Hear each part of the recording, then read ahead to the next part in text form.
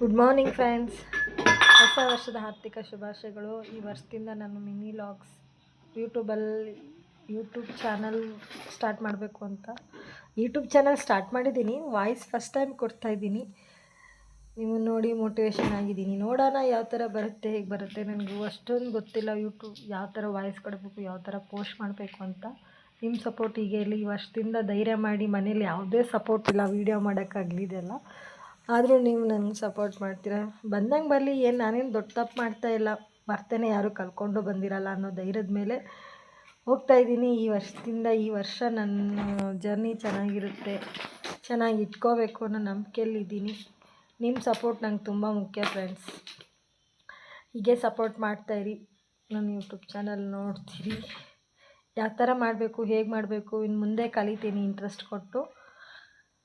Happy new year. ಹೊಸ ವರ್ಷದ ಆರ್ಥಿಕ ಶುಭಾಶಯಗಳು 2026. Welcome to all my family friends.